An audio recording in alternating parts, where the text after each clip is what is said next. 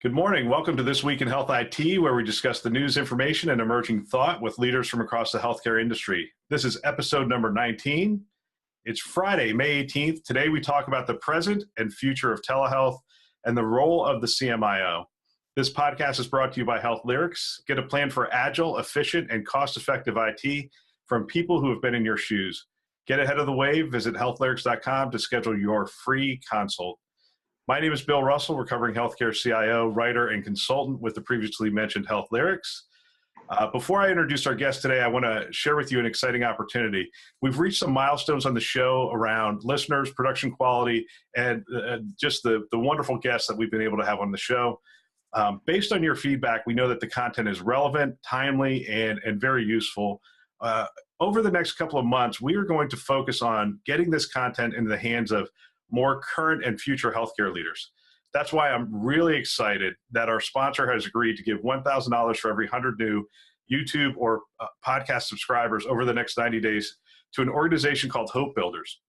So Hope Builders provides Orange County's most disadvantaged youth the life skills and job training needed to achieve enduring personal and professional success. I had the opportunity to hire some of these graduates. Their stories are really incredible. Anytime somebody chooses to reboot their life, I find that to be heroic, and it really points them in a great trajectory. So I'm really excited about this opportunity. We hope you will join us by sharing the show with your peers and friends to maximize this opportunity. So today's guest is no stranger to the show. He's been on with us before, Dr. David Bensema, former CIO for Baptist Health, and first three-time co-host of the show. Good morning, David. Good morning, Bill. I appreciate the chance to be back with you. Yeah, I'm looking forward to it. It's been a little while, but you're one of the people who I love having back on the show for the fact that you've been a CMIO, you've been a CIO, practicing physician, so you have so many different perspectives to bring to the show, and that's and I just find that so valuable. So I'm looking forward to our conversations. Appreciate it.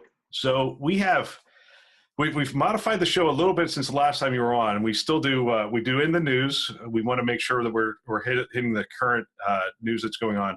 We now do a section called Sound Bites, where I put the co-host on the spot and ask them, 4 or 5 questions and give you 2 or 3 minute answers to come back. Every now and then, one of the co-hosts will fire a question back at me and catch me off guard, which is what David Muntz did last week, which was a lot of fun. He asked me a highly charged political question, which was fun to try to dance around, which he got too much enjoyment out of, but we'll see where this one goes. And then we have the social media close, and I really love your post for this week, and look forward to getting to that. So we'll get started. I picked the story, VA finalizes interstate licensing rule that will open the aperture for telehealth. This is on Fierce Healthcare. And, the story is that the Department of, I'm just going to read some of it. The Department of Veteran Affairs finalized the much anticipated rule that allows providers to treat patients across state lines using telehealth, a critical element of the virtual care initiative launched last year. Currently, the VA patients can receive care via telehealth by going to one of more than 700 community clinics. So not directly to the home, they actually have to go to these clinics. That's how it was before. Now they're going to be able to do these telehealth visits to the home, bypassing the state licensure requirements and regulations. So the new rule overrides state licensing restrictions so clinicians can treat veterans anywhere in the country. The rule is a critical piece of the Anywhere to Anywhere telehealth initiative launched by Secretary Shulkin. The finalized rule is limited somewhat, but the House and Senate are looking to address that. It doesn't cover the VA choice program providers. So I'm gonna stop there. I'm gonna come back to the story, but one of the things I've heard over and over again as I've talked to healthcare leaders is that they believe that telehealth could be an amazing opportunity to reduce costs, increase access. But the state-run medical licensure prohibits physicians from practicing medicine across state lines where they aren't licensed. So this roadblock is really a roadblock to the proliferation of telemedicine. I was curious from your physician's perspective, is the state medical licensure still relevant today? Are we going to see that sort of go to the wayside? I mean, what's your personal thoughts on this? I think the state's licensing is still relevant. I think because of that type of impediment to telemedicine development and to the movement of physicians into areas of need, including the fact that, Kentucky is a state that borders on 7 other states. We have the most borders of any state in the union. We recognize the need to simplify the licensing process. I'm not in favor of the federal government jumping the chain and going ahead and just bypassing the states, because I'm kind of a states' rights person, just bluntly. But we're already working with the Interstate Medical Licensure Compact. And 22 states have already passed legislation allowing their physicians to participate in the compact rather than strictly with their state licensure board. So their state licensure board works in contractual agreement with the compact and allows a physician who's, let's say he's getting licensed in Tennessee, is also then able to be licensed in 21 other states at the same time. It allows us as physicians and the states to ensure that the vetting process is strong, is thorough, and is consistent with their desires. There's 8 more states that have introduced legislation, so that would be 30. And we're at a tipping point with this. I would have really preferred if the VA had thrown the weight of their organization, their department, and the weight of our veterans. Our veterans would get this done. And then we could do it within the states with control by the states without bypassing them. So that's my political take on it. Now, my CIO hat and CMIO hat is the sooner we get telemedicine to be fully robust and without barriers, the better. The patients need it. We don't have the ability to put mental health providers, primary care providers in every single site where they're needed. We don't have specialty access everywhere we need it. Telemedicine provides that bridge and is going to be critical. So I don't like the way they did it. I completely agree with their goal. Yeah, that's interesting. I was not really aware of 22 states and eight are in the process of passing. So 30 states out of 50. Yeah. That is definitely a tipping point. That's interesting. I may throw together that map just to see where we're at. I know that some states, I've heard the CEO for Jefferson talk about the fact that they can see the New Jersey border from their hospitals, but they can't do telehealth across that state line. And it would be interesting to see who the holdouts are on that, because I think we all agree. For follow-up visits, for telepsych, I mean, there's just so many opportunities to keep people out of the waiting room, to reduce the pressure on our ERs and those kind of things. We've gotten to the point where this is really necessary.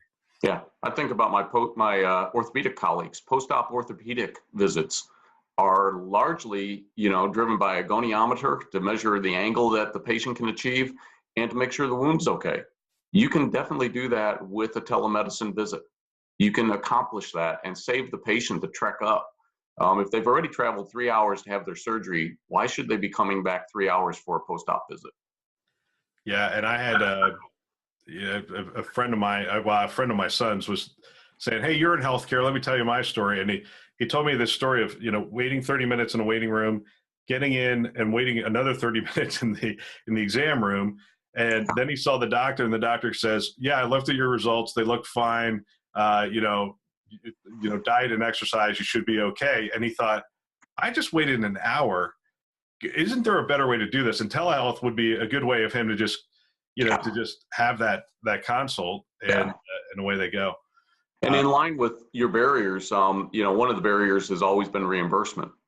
And for once, and actually more often than people think, Kentucky leads the way. And in this case, Kentucky's leading the way because we just passed Senate Bill 112 that allows and in fact requires equal reimbursement for equivalent care. So if I can do a telemedicine visit for mental health or a follow-up visit through telemedicine that is equivalent to what I would have done in the office, it requires the insurers to provide equal pay to the physician for it. That's been a barrier all along.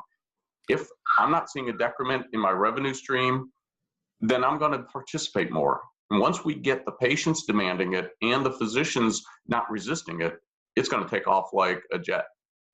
Yeah, I agree.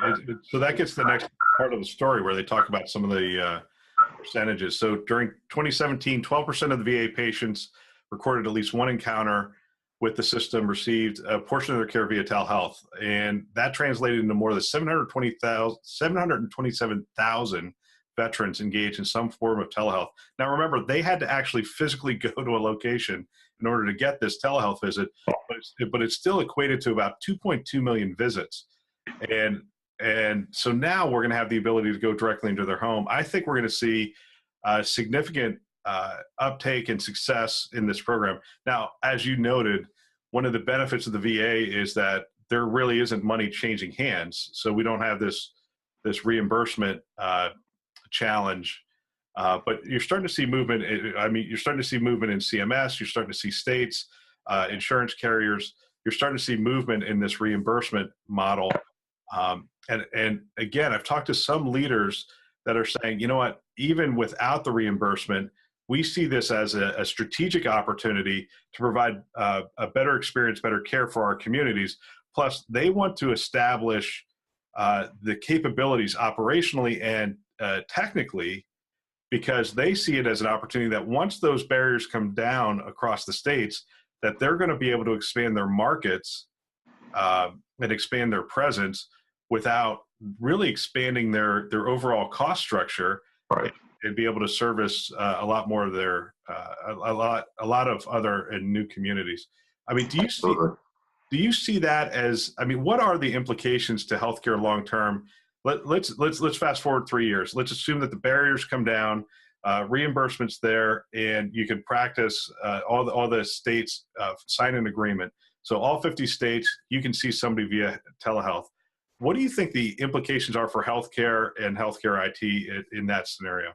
I think the cost savings are huge. It's so much easier to scale up telemedicine because, to your point, you don't need additional infrastructure to manage additional volume, as opposed to clinics or bricks and mortar, which are quite capital intensive. So I think that will help people to expand their offerings and their availability. For the healthcare IT, the complication becomes, are we going to store and retain all these video visits, or are we going to really push the envelope of natural language processing and get that to the point where we're able to extract the needed documentation without the physician having to distract themselves? You know, now I'm looking over here and I'm here with you, patient. No, you're not. You're doing typing. And in the office, we already complained, the disconnect in a telemedicine visit is so much easier to have happen if my eyes avert. So I need to figure out, if I'm a CIO and a CMIO and an EHR provider, how do I build the televisit in a way that allows the provider to stay in contact with the patient? Because the patient's going to notice when I lose eye contact, and that's all we got going right now. Right. And it's so critical. Yeah, and I think we will see more of that. We will bake it into the EMR, bake it into the workflow, and you're going to see, because you're going to see it become tightly integrated with the EHR. Because right now, a lot of people are doing solutions, and they're great solutions, but they have to be integrated after the fact to the EMR, and that creates an interoperability problem, a data record problem, documentation problem. But, you know, people think this whole thing of doing these video visits is easy. But, you know, the minute I take my eyes off and look at the notes for this meeting, you know, it looks like I'm not paying attention. There's actually a certain amount of discipline to conducting these video calls so that people feel like there's a connection, that eye contact. And it's, you know, and so we will have to make, I don't know, I think the other advance I'd like to see in technology is the camera to be embedded somehow right behind the screen, so I could be looking at the screen and at the notes and not have to worry about it. And you know, because my camera is at the top of my computer right now, and my notes are down here. I think that would be a great advance for for an Apple or or a Dell or one of those providers to put that somehow figure out a way to embed that camera right there in the center of that screen. I think would be a huge. Yeah, I agree. Keep the contact, because it's got to have the warmth. And we'll talk about this a little bit more later, but it's got to have the warmth. The relationships have got to be built. So I'm going to kick it over to you. And in fairness, you didn't select your own story. I don't want people to think you're a narcissist here. I actually asked you if we could talk about your story because I thought it was so good on the role of the CMIO. So I'll let you set it up. Yeah, you and I both have the pleasure of working with HealthSystemCIO.com, and Kate Gamble has been a good friend to both of us, and she asked me if I could try to take a look into the future regarding CMIO roles because of my kind of unusual perspective on things. And so I started thinking through this, and what I realized is we are in a world of specialists, and we tend to become focused on our specialty. And I wanted to direct CMIOs in particular, though I think it's valuable to all leaders, to become a generalist in your knowledge and a specialist in your focus on the population or the team or the group that you are serving. And so my push for CMIOs was really more about them becoming more diverse in their knowledge base, to read about finance and to read about nursing, to read about business operations, to make sure that they understood the needs of their customers, because the whole healthcare system is the customer of the CIO and the CMIO, but to know their needs and then be able to anticipate where that puck is going so they can be more useful. The other thing that I see for CMIOs is the need to take what is already a physician advantage, the integrative mindset. We listen to disparate information coming from the patient. We have the chart, we have labs. We take all that disparate information, we integrate it into a differential, and then we test our hypothesis and make rapid course corrections to arrive at the correct diagnoses and treatment plan. Well, that's integrative thinking. If we can apply that to the rest of the healthcare system and to our interactions with the healthcare system, we will be more useful. And then finally, really develop your skills and strategy and ensure that you are in a position to influence strategy and have a deep knowledge of what the system strategy is. So whenever folks are coming with the bright and shinies, you can point them back to the system strategy. You know, is this really helping us move forward? Is this in the same vector direction as our strategy, or am I pulling energy in another vector direction? Because if I'm starting to pull in multiple directions, you know, and I know, the cart doesn't move very fast forward, and in fact, usually gets tipped over. Yeah. You know, one of the things I've been thinking about is the CMIO role, just like the CIO role. You know, the I stands for information, so Chief Medical Information Officer, and in so many cases now we're talking about innovation, intelligence. Really, those two are the only I's I can think of. But you know, the Chief Medical Intelligence Officer sort of talks about where we see the CMIO fitting in. So every specialty has a need for intelligence. They're going to advanced analytics, AI, machine learning, and how is that going to be applied to their practice? And I see the CMIO being one of those key people that does the translation between the practice, the algorithms that are going to be helpful, the algorithms that we can actually get data and make practical to that specific practice, and translating that also to the systems and understanding the systems, which is what you were talking about. So it's the person that can bridge that gap between understanding the technology and where it's at, and where not understanding a deep dive into, hey, here's how we make, here's the framework for setting up artificial intelligence for our healthcare system. That's on the technical side, but really being able to say, I know what it's capable of, I know the information we have, I know the needs of the practice, and I can help us to map that course for applying advanced analytics to cardiology, to oncology, to all different practices. Absolutely. And becoming an enthusiastic change management change leader, helping people understand the value of the change as opposed to focusing on the pain of the change, helping them to find a reason to want to change. Part of that requires that you know what is in the digital space, that you fully understand it, and you understand, to your point, which algorithms, which products can benefit your particular system. And every system is going to be unique. That's why at the end of the article that I wrote, I said there is no canned formula for this. There is no program. Every system is going to have unique needs at a unique moment, and trying to be like everyone else is really not your best choice. Being the best you, or being the best system you can be for where you're practicing, is the key. And so I think the CMIO really needs to be a discerning enthusiast for the IT world, as opposed to a, gosh, let's play with all of it because it's all cool, it's all techie, it's all, it's all fun. But let's focus on what's really beneficial to us.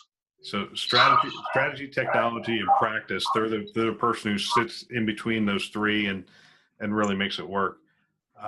What's the mindset that you would, not to take it negative, but what's the mindset that you would caution people to warn them against? Because we've all run into CIOs that they really see their job as protecting the status quo, or those kinds of things. But from a CMIO perspective, what mindset would you like to see if you were hiring a new CMIO right now? Yeah, if I was hiring a new CMIO, I would look for somebody who does not speak defensively regarding their physician colleagues, but instead speaks engagingly. So the difference is, I'm not going to protect my physicians from change because change is inevitable. How am I going to engage them in change? How am I going to engage the nursing staff in change? When I hear that from a CMIO who understands how they're going to help move the system forward and how they're going to help lead change, that's the person I want, not the one who says, physicians hate clicking through all this. Physicians hate the EHR. Okay, I think we've heard that before. Yeah. Tell me something positive. It's the same thing you've always looked for, and you and I've had this conversation. I look for the person who's bringing solutions, not the person who's bringing problems. I'm fully capable of identifying every problem. I can look for negatives. I need the person who's bringing solutions, not panaceas, not pablum, but real solutions. Yeah, and the thing I'm always looking for is give me a list of the problems you want to try to solve. And when people are saying, well, I want to protect this or I want to protect that's usually a red flag for me. When they say, I see that these clicks are causing physician burnout and I want to figure out how to solve that problem, I go, yeah, all right, that's a good problem to solve. Or I want to figure out how to bring augmented intelligence in. I don't think that computers are going to replace physicians, but I see a place where they can help physicians to be more focused during that visit. Or I want to take computers out of the room. Or, when they start saying, hey, here are the problems I feel like could have a meaningful impact, I go, all right, yeah, those are the right problems to solve. Let's move forward. Yeah. All right, so we introduced a section called Sound Bites since last time you were on. During this section, toss out some questions, 1 to 3 minute answers. And, if you want, you can throw back some questions at me, but let's start. I only have 4 questions for today. So what is the distinct advantage of being a physician CIO over a non-physician CIO? In my mind, the distinct advantage of being a physician CIO is I have been through the workflows that we are impacting.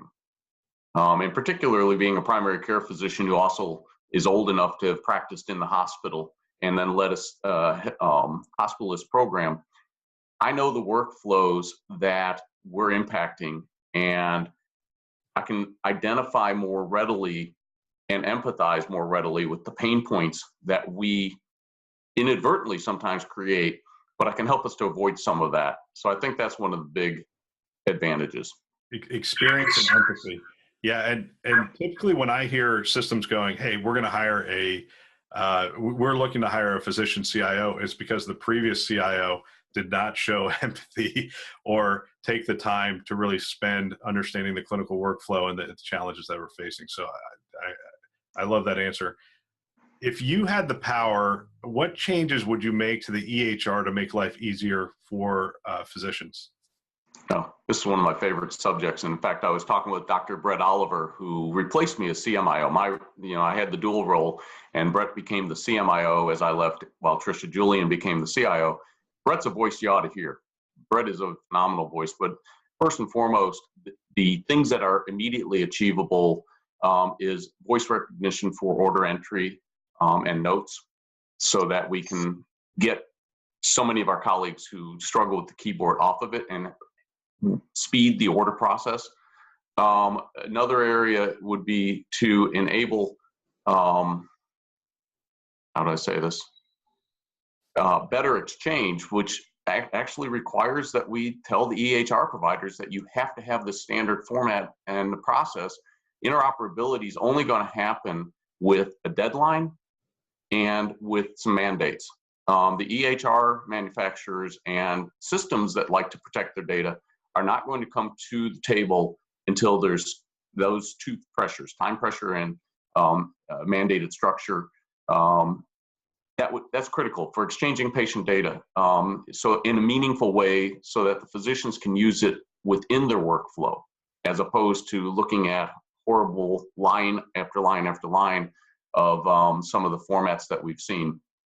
And then third, and this one's kind of conjecture, it's a little aspirational, not quite ready yet, but get the analytics, get the artificial intelligence thoughtfully built in with input from physicians. This time around, let's not build it and then put it in front of physicians and say, use it.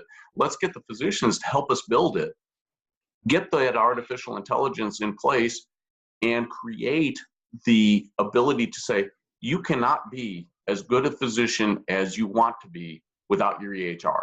Because for precision medicine, for all the things we want to move through population health, you can't do that without an EHR. I can't carry that data in my head. You and I can memorize a lot of things. We're talking to a very smart audience.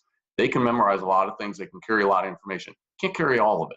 So we need the help of the augmented intelligence, of the artificial intelligence. We need that, but we need it in a way that we can say, you can't be as good a physician as you want to be without it. Yeah. I think one of the exciting things is that the VA did finally sign the $10 billion EHR contract with Cerner, but part of those stipulations are really around the adoption of FHIR, open interoperability, and whatnot.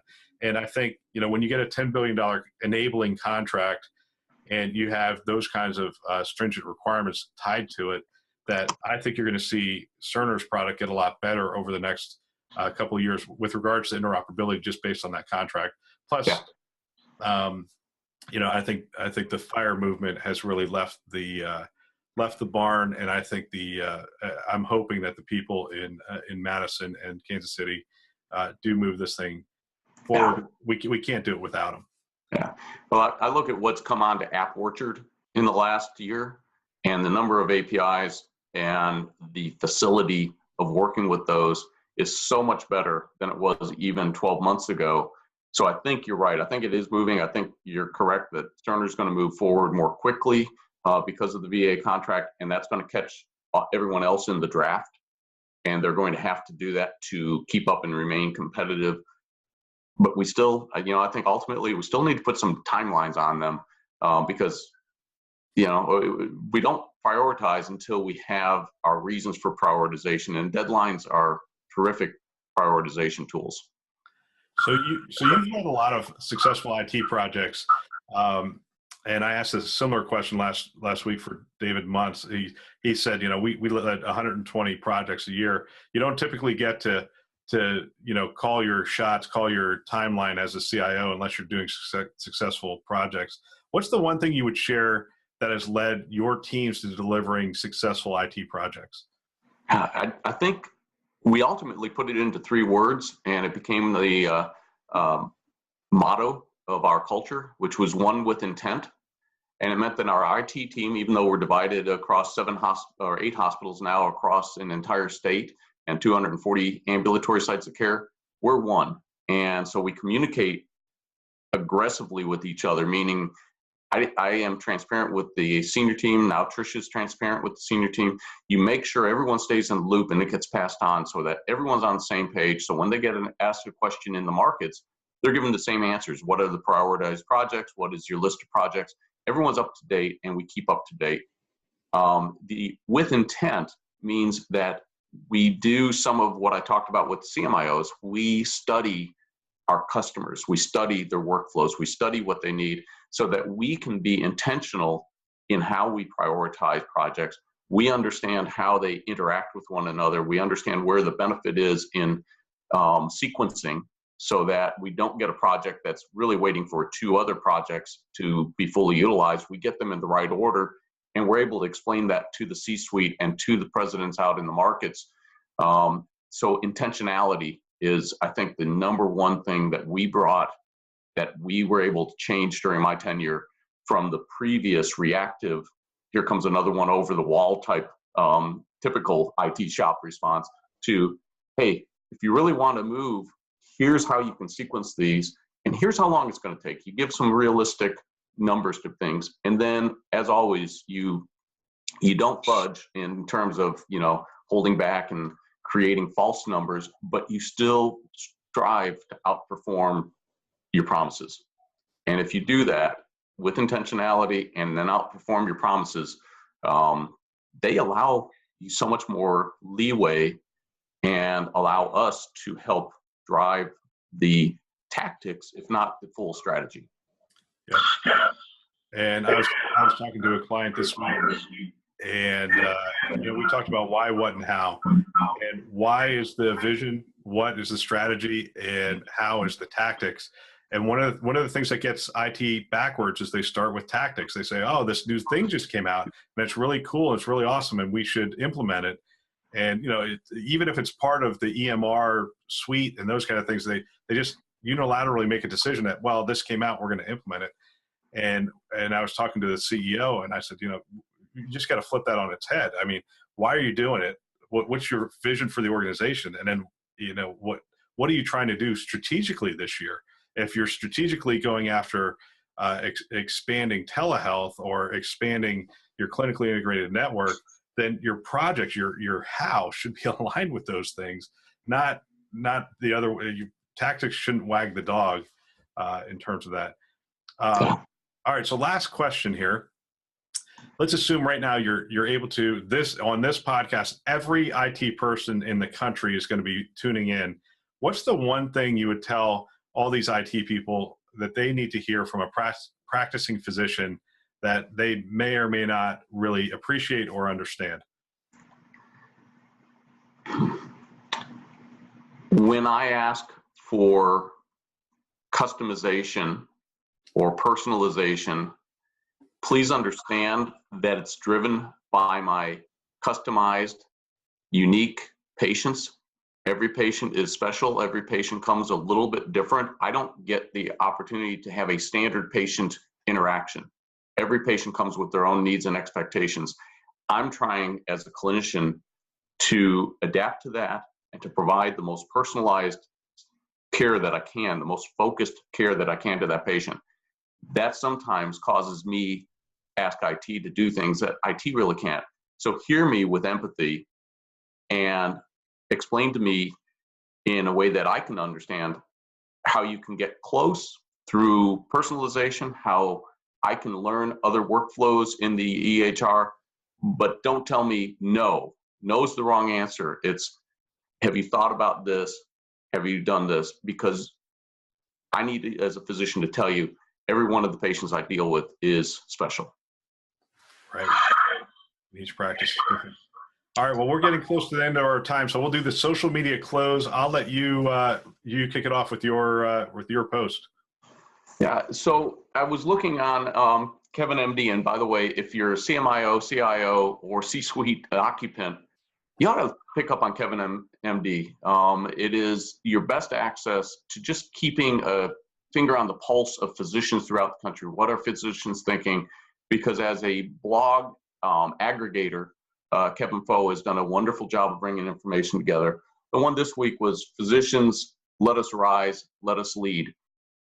I've always been in leadership in my medical career, and I started in practice in 1990. I was already taking time out every week to contribute. A lot of our colleagues do, but you're hearing this voice, and we've heard it before, but as I said in my little note to you, the forcefulness of it, the committed tone of it is different. And we need to be aware of that. The physicians have finally hit the point where, we didn't like DRGs. We didn't like the 95, 97 coding guidelines, still don't. But now we've coupled it with EHRs, we've coupled it with the demands of ACOs and population health and all these other things we're asking of physicians. They've hit the point where they're going to push back, and the way they push back is either they're leaving medicine, we've talked about burnout before, or they're going to rebel in a way that is going to be painful for systems. Make sure you hear the voice. That's my message to CMIOs and CIOs. Make sure you're aware of the voice of the physicians. Make sure that you're thinking about how to help them join you in leading. Engaging your physicians is a whole lot better than being fought by your physicians. Yeah. I love that post. In fact, I'm going to skip mine just to read a little bit of this. So I'll just read the part of the end here. So let us ride. This is what it says. Let us rise. Let us lead. Let us show humanity what we are, what we can do. We cannot move forward with a culture of infighting and antagonism. We cannot move forward with expectation that everyone around us will see the world as we see it. And we cannot move forward speaking partially informed truths or pointing fingers. This is a call to action to my physician colleagues. Be angry, we've earned it. Be skeptical, we've earned that too. Our profession has been taken advantage of and abused, but then let's take a step back, gather ourselves, and begin moving forward. It's time for us to stand up and lead by example. Let us lead with patience, clarity, strong backs, and integrity. We can say no with dignity and grace. We can move forward with strength and collaboration. And above all, through our actions, our advocacy, our work, and our words, we can hold fast to our oath, to our promise to do no harm to our patients, no harm to each other, no harm to society, no harm to our profession, no harm to progress. Let us rise. And I think that's a great ending to the show, and I think it's a great call to action. So, thanks again for coming on the show. How can people follow you? I'm on LinkedIn, so they can link in with me and follow me through LinkedIn. And if anyone needs to contact me, the email and phone number are on my LinkedIn profile. Sounds good. Awesome. You can follow me on Twitter, at the Patient CIO, my writing on the Health Lyrics website. You can follow both David and I on the healthsystemcio.com website. They pick up our articles pretty often. You can follow the show on Twitter at This Week in HIT. And check out the website, thisweekinhealthit.com. If you like the show, please take a few seconds, give us a review on iTunes and Google Play. Catch all the videos on the YouTube channel, now up over 120 videos. And after this week, it'll be 126, 127 videos. And we'll share those out on social media. And please come back every Friday for more news, commentary, and information from industry influencers. That's all for now.